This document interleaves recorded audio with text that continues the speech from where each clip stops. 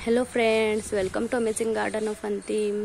Friends, मैं आज आपको पेडिलेंथस प्लांट के बारे में बता रही हूँ और इस पेडिलेंथस प्लांट का एक और नाम है डेविल्स बैकबोन प्लांट, जो बहुत ही खूबसूरत प्लांट है। और फ्रेंड्स, मैं तो आपको यही बोलूँगी कि जब भी अगर आप अपने गार्डन की शुरुआत करते हो, नया गार्डन पौधे उगाते हो, तो सबसे पहले हमें इस तरह के ही पौधे ग्रो करना है जो बहुत जल्दी ग्रो हो जाए। और अगर हम छोटी से छोटी ब्रांच भी ग्रो करते हैं तो वो भी ग्रो हो जाए। तो हमें हमारे गार्डन की शुरुआत में सबसे पहले कुछ ऐसे ही पौधे लगाना है जो बहुत ही जल्दी से इजी टू ग्रो हो जाए। अगर हम शुरू से हमारे गार्डन में ऐसे पौधे लगाएं कि जिनको बहुत टाइम लगता है और फिर वो चले या नहीं भी चले, तो उससे क्या होता है फ्रेंड्स, हमारी इच्छा नहीं होती है क्या पौधे लगाना, चलते नहीं, हम इतनी मेहनत करते हैं लगाते हैं। तो अगर फ्रेंड्स हम शुरू से कुछ ऐसे प्लांट लगाएं जो जल्दी से ग्रो हो जाए तो फिर हमें भी अच्छा लगेगा और हम धीरे धीरे जो और भी प्लांट लगाएंगे हमारे गार्डन में। तो फ्रेंड्स, मैं इस प्लांट की बात करूं तो इस प्लांट को मैंने तो फुल सनलाइट में रख रखा है, फुल धूप में ही रख रखा है इसे। जहां पर दिन भर की धूप आती है, मैंने उसे इस प्लांट को यहीं पे रख रखा है। हम इसे जो है सेमी सनलाइट में भी रख सकते हैं या शेडी एरिया में भी रख सकते हैं। पर वहाँ पर क्या होता है फ्रेंड्स, इसके जो पत्ते हैं डार्क रहते हैं।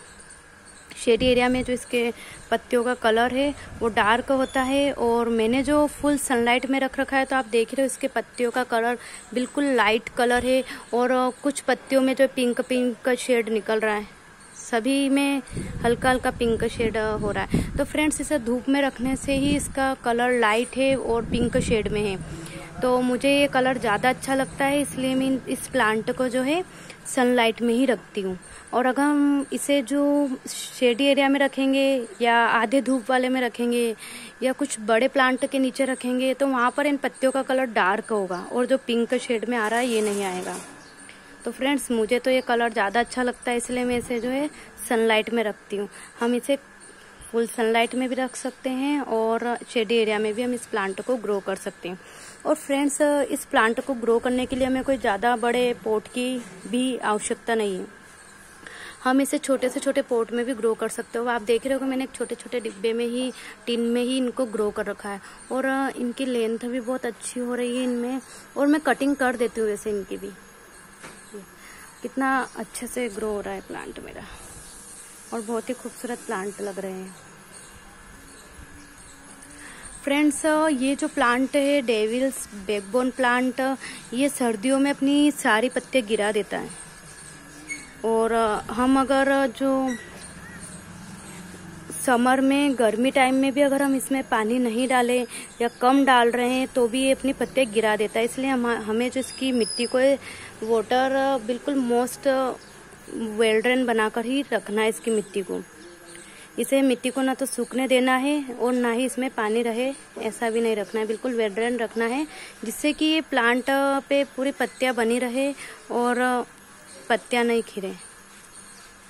और फ्रेंड्स, अगर इनमें मिलीबग कीड़े तो पौधे में लगते हैं तो हमें उनका वेट नहीं करना है कि वो लगे उसके बाद ही हम नीम ऑयल का स्प्रे करें या शैम्पू का पानी का जो है स्प्रे करें।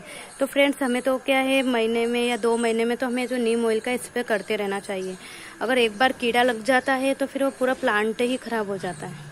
तो हमें इन जो कीड़े हैं, मिलीबग कीड़े, इनका इंतजार नहीं करना कि ये कब लगे और हम फिर उसके बाद ही स्प्रे करें। तो हमें तो क्या है, पहले ही इसका नीम ऑयल स्प्रे करते रहना है।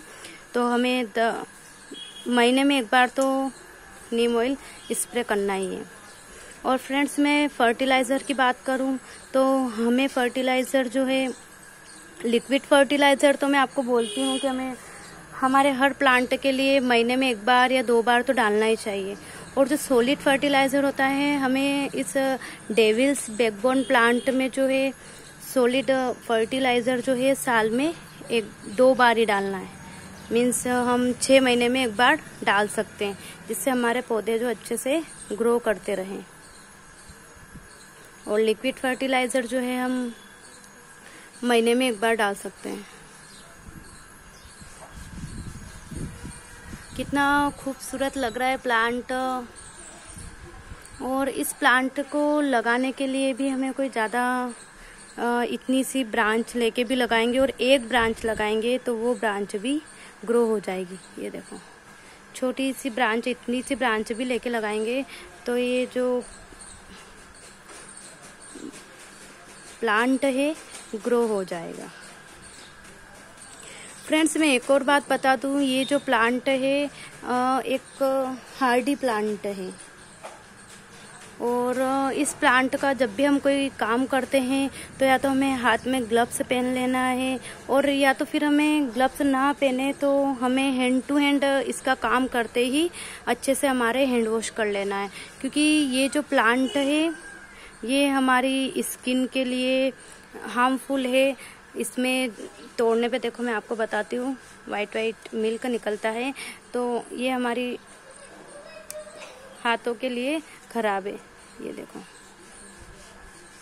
तो हम इसका कुछ भी काम करते हैं इस प्लांट का तो हमें या तो ग्लव्स पहन के करना है, या फिर ग्लव्स ना पहने तो इसका काम करते ही हैंड टू हैंड हमें जो है हैंड वॉश करना है अच्छे से, नहीं तो हमारी स्किन पे नुकसान हो जाएगा।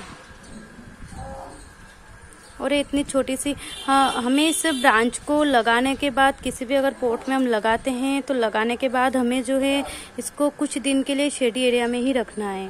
अगर हम डायरेक्ट सनलाइट में रख देंगे तो ये प्लांट ग्रो नहीं होगा, इसमें रूट्स नहीं बनेगी। तो हमें जो है इसे सनलाइट में नहीं रखना है, शेडी एरिया में रखना है।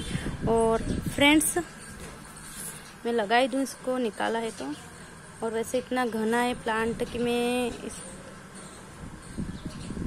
इसी की शेडी में ही इसमें रूट्स आ जाएगी। फ्रेंड्स, इसकी सोइल की बात करूं मैं तो फ्रेंड्स, इसकी जो सोइल है उसमें हमें कुछ भाग जो है गोबर की, जो काऊ डंग की सड़ी हुई खाद होती है वो मिक्स करना है, और कुछ भाग हमें थोड़ा सा जो वो बकरी की खाद होती है वो मिक्स करना है, जिससे हमारे प्लांट बहुत अच्छे से ग्रो होंगे। और हमें जो है केमिकल फर्टिलाइज़र का यूज़ नहीं करना है, हमें जो है ऑर्गेनिक फर्टिलाइज़र इसमें डालना है।